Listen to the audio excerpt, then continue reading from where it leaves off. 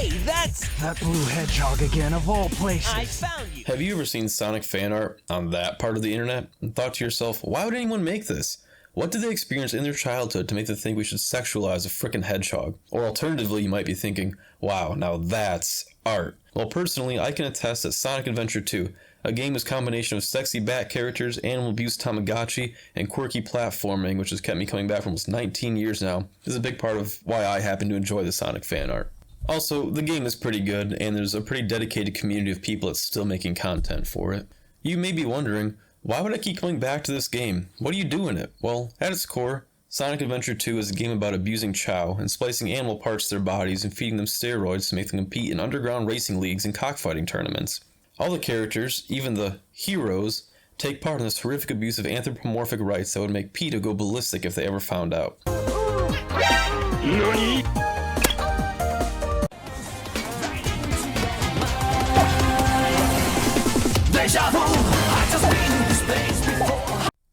There's also a plot line, but it's pretty difficult to follow. Basically, Eggman goes full 1488, finds the perfect master race of a person, which turns out just to be an edgier version of the autistic blue hedgehog we all love and he hates. And then he steals a bunch of crystals that can fire a super laser at the planet if the planet doesn't submit to him. Except it doesn't work, and our heroes try to stop him, and the space laser crashes to Earth, but not before Mr. Master Race and Sonic go Super Saiyan and smash the giant lizard that pilots the laser into another dimension, saving the planet.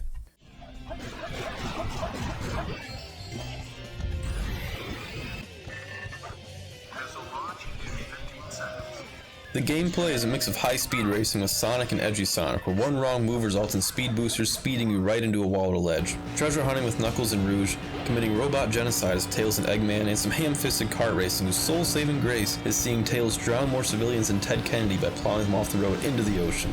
About a third of the stages are high-speed 3D platforming with 4 speed segments and literal on-rails segments where you see the Naruto run with quite a bit of variety in levels. One minute you're snowboarding on concrete, and the next you're reenacting an Ancient Aliens episode by racing through a pyramid before grinding on rails in space. It's really quite wild, and the same can be said for their characters' modes as well.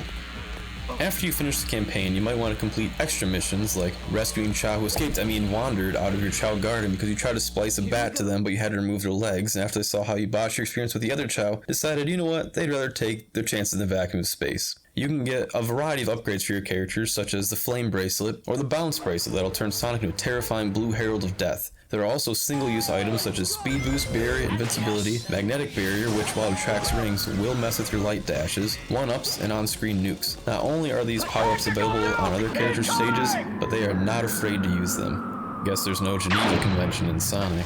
There are also treasure hunting levels where you use radar and floating TVs to solve clues and look for crystals and crystal shards. But the real attraction here is, of course, Rouge.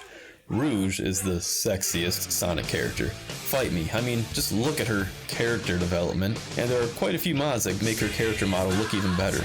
The game creators even gave her jiggle physics, which, considering this game was made for the Dreamcast, probably explains why the rest of the game is kinda lacking. They had to save space for her ginormous— wait, isn't she a bat? Why does she have milkers? These are 2 big reasons why the game appeals so much to furries and deviant artists, 2 big reasons why I like it, and it's probably 2 more big reasons why it's so relevant today.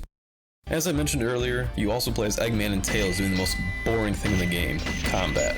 Typically, combat is just press the attack button to one-shot kill your enemies, and sometimes the enemies are part of a cool platforming challenge, but not in this case. The levels are just like the racing stages, except without the fun platforming and with more enemies. Also, you have a health bar instead of using the standard ring system of most Sonic games. Throughout the campaign, there will be boss fights of varying quality, but none of which are particularly enjoyable except for the Sonic vs. Shadow ones. Some of the boss fights are complete bullshit. Others are not bullshit, but sure taste like it. All of them, however, are preceded by the worst cutscene voiceovers I have ever seen. Some are so bad they even became memes. I think you're the fake hedgehog around here. You're comparing yourself to me?